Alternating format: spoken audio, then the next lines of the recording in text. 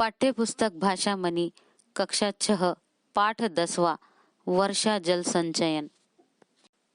विश्व के सामने जल संकट एक विकट समस्या बनता जा रहा है। गत कुछ वर्षों में एकत्र किए गए आंकड़ों के अनुसार पूरे विश्व में 100 करोड़ से भी ज्यादा लोगों को पीने का स्वच्छ पानी उपलब्ध नहीं है। पानी की यह समस्या दिनों दिन बढ़ती ही जा रही है। चाहे कृषि क्षेत्र हो या औद्योगिक क्षेत्र, घरेलू उपयोग के लिए हो या कारखानों में प्रयोग के लिए जल की आवश्यकता बनी ही रहती है। संसार की जनसंख्या बढ़ने के साथ ही जल की खपत भी बढ़ रही है। प्राकृतिक संसाधनों पर शोध करने वाली अमेरिकी संस्था वर्ल्ड रिसोर्स इंस्टीट्यूट के नवीनतम आंकड़ों के अनुसार विश्व के 37 देश पानी की भारी कमी से जूझ रहे हैं। जल का एक चक्र है। वर्षा के रूप में बरसना, भाप बनकर उड़ना, बादल बनना और फिर बरस पड़ना, यही जल चक्र जीवन की सभी क्रियाओं का आधार है। जल के बिना जीवन संभव ही नहीं है। सभी प्राणियों और सारे वनस्पति जगत के लिए जल आवश्यक है। इसीलिए कहा गया है, जल ही जीवन है। दुख और खेद का विषय है कि सदियों से मनुष्य की प्यास बुझाने वाले तालाब और कुएं आज या तो सूख रहे हैं या उनमें पानी बहुत नीचे चला गया है। अनेक कारणों से नदियों का पानी भी प्रदूषित हो गया है। वर्षा के रूप में मिलने वाला जल भी नियमित और निश्चित मात्रा में उपलब्ध नहीं होता। भूमिगत जल निकालने के लिए अधिक मात्रा में नलकूप लगाने से पृथ्वी का जल स्तर नीचे चला जाता है।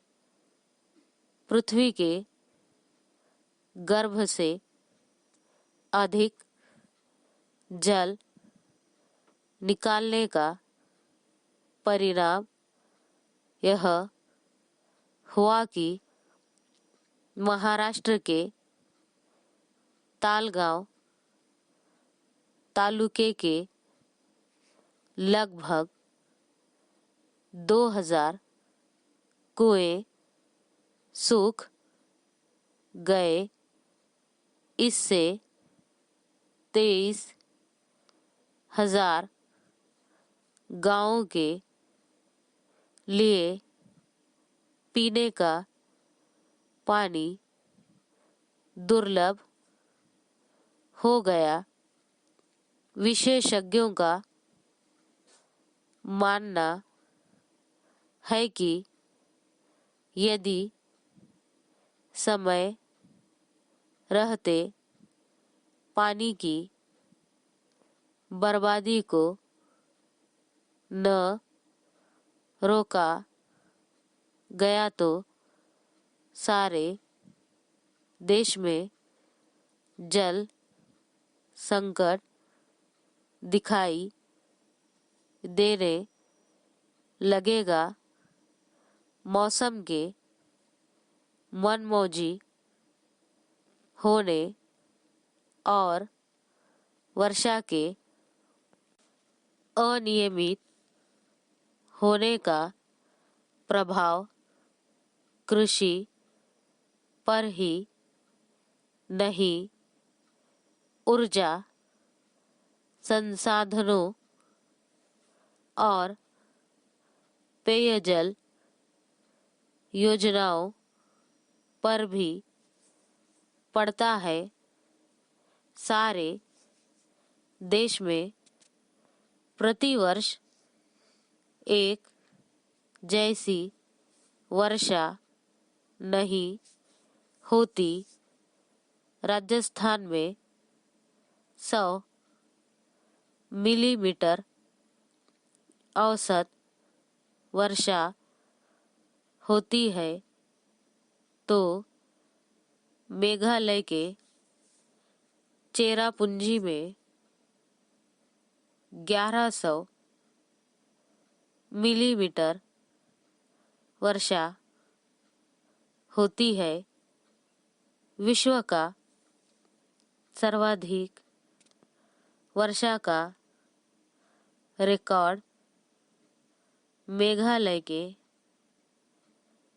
मौसिनराम में है, जहां इससे भी अधिक वर्षा होती है। यद्यपि हमारे देश में पर्याप्त वर्षा होती है, परंतु वर्षा का अधिकांश जल नदी नालों में बह जाता है।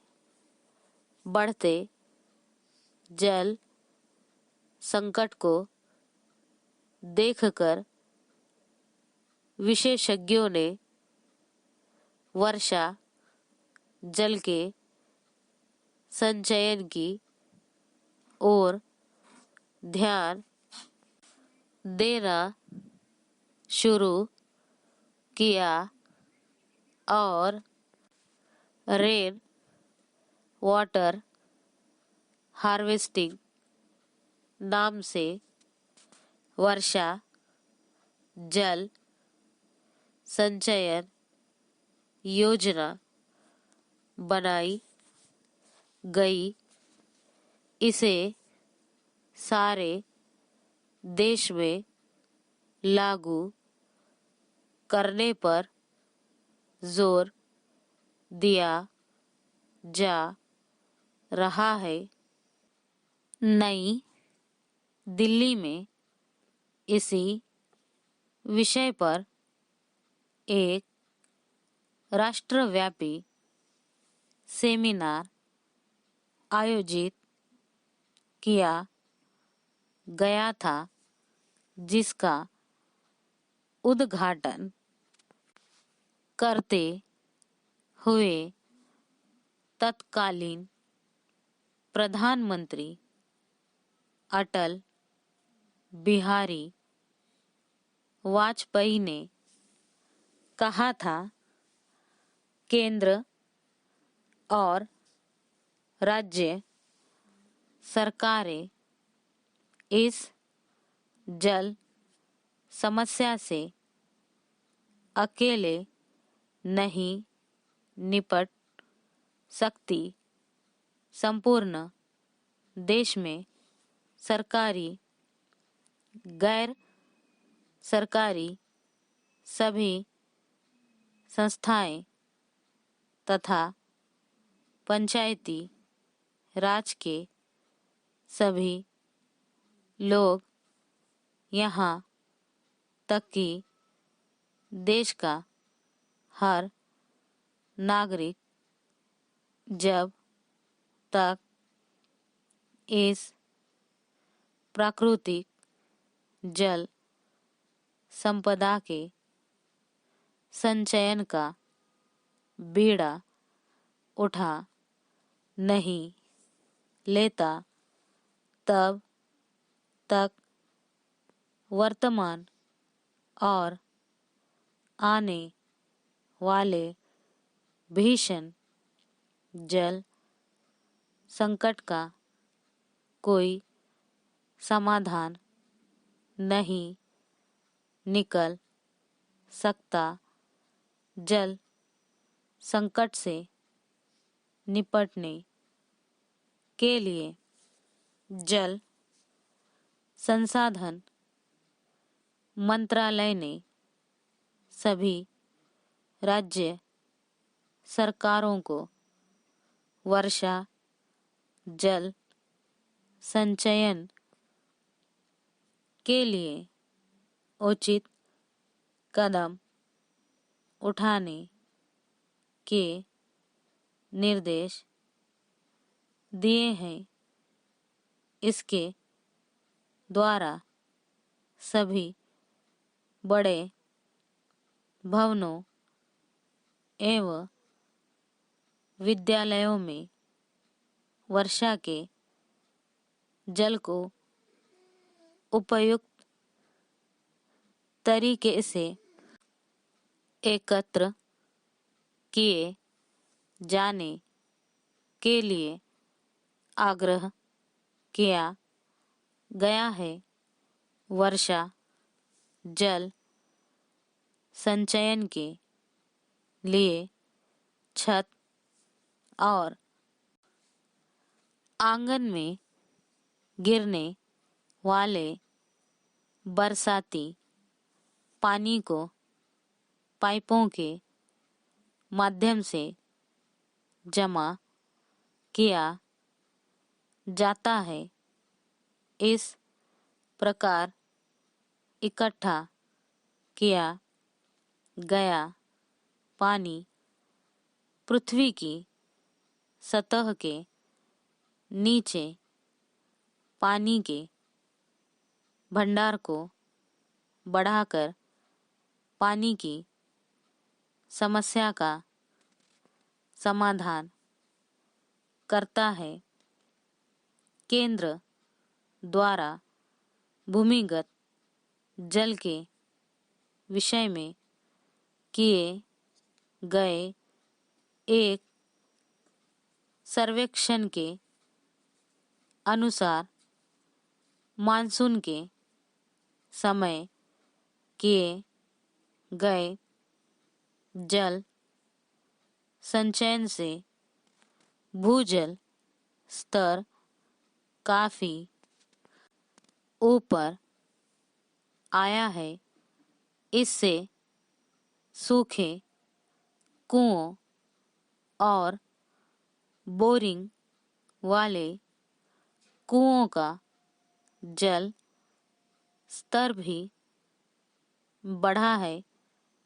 इसका एक और लाभ यह है कि इससे बरसात के दिनों में नालियों के बंद होने और सड़कों पर पानी भर जाने की समस्या का भी समाधान हो जाता है।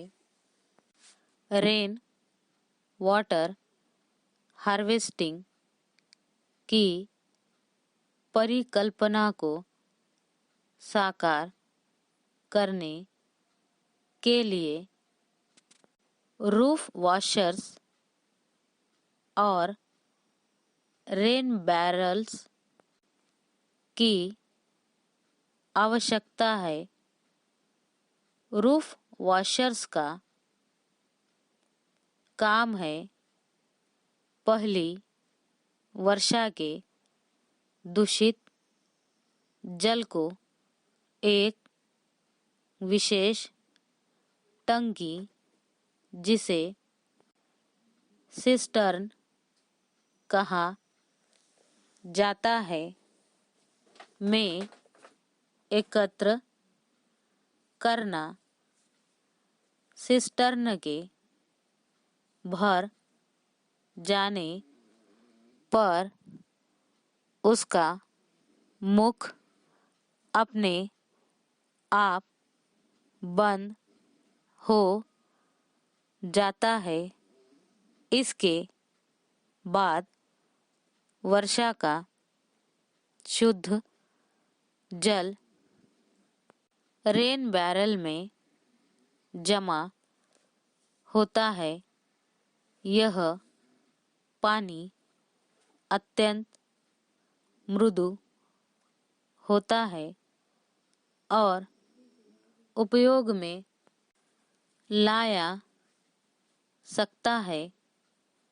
कर्नाटक और केरल में यद्यपि वर्षा पर्याप्त मात्रा में होती है, पर फिर भी पीने के पानी की कमी बनी रहती है। वहाँ साड़ी से रेन वाटर हार्वेस्टिंग बहुत प्रचलित है। वहाँ लोग साड़ी को खंभों या पेड़ों से बांध देते हैं। इसके नीचे बाल्टी रखकर वे पानी एकत्र करते हैं और उस पानी को उबालकर प्रयोग में लाते हैं। कर्नाटक के कम्मन हैली के सेना विहार में एक बार लगातार 5 दिन तक जल की आपूर्ति नहीं हुई, वहाँ के निवासियों ने संकल्प लिया कि वे वर्षा के जल को एकत्र करके अपना काम चलाएंगे। उन लोगों ने सेना विहार के सभी फ्लैटों और 71 घरों को अपनी परियोजना में शामिल किया। ये लोग पूरी तरह से बंगलुरु जल बोर्ड की आपूर्ति पर निर्भर रहते थे और उन्हें प्रतिदिन 3.5 लाख लीटर जल की आवश्यकता थी। वहाँ के सारे कुएं और नलकूप सूख गए थे। वर्षा जल का संचयन करके काम चलाने का उनका प्रयास सफल रहा। रेन वाटर हार्वेस्टिंग के द्वारा सूखे हुए कुओं और नलकूपों में पर्याप्त जल आ गया। वर्षा के जल का संग्रह करने से भूमिगत जल का स्तर भी ऊपर उठने लगा। पूर्व प्रधानमंत्री अटल बिहारी वाजपेयी की प्रेरणा और कर्नाटक में हुए इस प्रयोग के बाद दिल्ली, चंडीगढ़, राजस्थान, गुजरात, महाराष्ट्र और तमिलनाडु में भी जल संचयन का कार्य आरंभ हो गया है। दिल्ली सरकार के पर्यावरण विभाग ने राजधानी के सभी farm हाउसों co operative group housing सोसाइटियों, होटलों, रेस्टोरेंटों और अस्पतालों को नोटिस भेजकर रेन वाटर हार्वेस्टिंग सिस्टम और सीवेज ट्रीटमेंट प्लांट STP लगाने के लिए कहा है। ऐसा करने से यहाँ प्रयोग होने वाले लाखों लीटर पानी को रिसाइकिल करके उनका अन्य कामों में प्रयोग किया जा सकेगा। जल की प्रत्येक बूंद अमूल्य है। इस प्राकृतिक संपदा को अधिकाधिक बचाकर रखने के लिए हमें